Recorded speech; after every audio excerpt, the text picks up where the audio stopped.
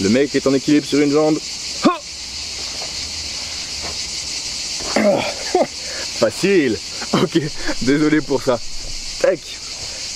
Tu le sais, moi c'est Alex. Et je t'amène à droite à gauche avec moi dans des endroits que je trouve vachement cool.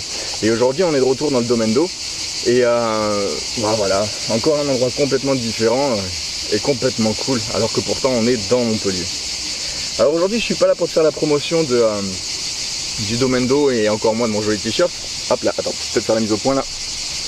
Voilà. Et ouais non, je suis pas là pour cette promotion là, mais pour te parler des trucs cool dont je me suis aperçu il y a pas longtemps. Et il y a quelqu'un qu'il faut que je te présente et c'est lui. Ce mec là il s'appelle Boléwa. Et c'est un ouf. En gros le mec il a une histoire vraiment compliquée et il a décidé qu'il allait faire de son histoire quelque chose de bien, mais pas que pour lui, mais aussi pour les autres. Bref, on reprend. Ce mec là il est né à La Rochelle, d'une mère qui était originaire de La Rochelle et d'un père qui était d'origine congolaise. Dans sa plus tendre enfance, il a été kidnappé par son père pour être envoyé au Congo, là où il a grandi. Quelques temps après, un peu plus tard dans l'âge, il est renvoyé en France et puis il se retrouve en confrontation et en conflit avec le français blanc, alors que lui-même était français mais noir. Bref, on va pas rentrer dans le détail, mais j'imagine que vous voyez un peu de quoi il s'agit. Il a été un petit peu en difficulté par rapport à ça, mais aussi par rapport à l'éducation nationale. Mais ouais, le problème n'est pas là. Il se trouve que par la suite, à la recherche de son identité, à la recherche de qui il est retourné au Congo. Et il s'est rendu compte qu'il n'était pas non plus noir auprès des Congolais, puisqu'il était plus considéré comme blanc.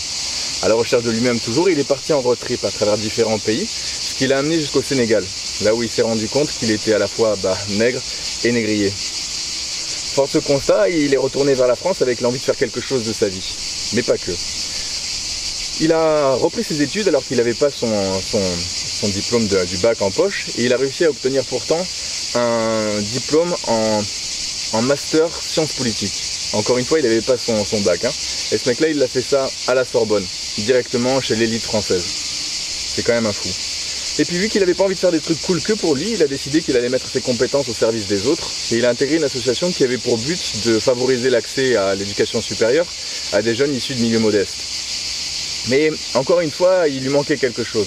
Il avait besoin d'allier viscéralement ce qui était en lui, à savoir le français blanc, mais le français noir aussi, à savoir le français et la culture française avec la culture de la danse dans son pays, quelque chose qui lui tenait à cœur. En l'occurrence, il a proposé une thérapie sous forme de psychothérapie, mais aussi de thérapie par la danse, à des femmes qui étaient victimes de viol et qui cherchaient à se reconstruire. Vous voyez à quel point c'est fort quand même ? Alors, je vous mettrai plein d'informations, ou c'est peut-être même Paul qui va mettre des informations, on va voir. Mais l'essentiel, c'est absolument que vous alliez jeter un coup d'œil sur ce qu'il fait. Parce que si un maximum de personnes pouvaient communiquer sur ces choses-là, ce serait vraiment magnifique. Alors tu le sais, je sais pas comment était ta journée avant, mais j'espère qu'après ça, elle sera vraiment meilleure. À la prochaine. Facile.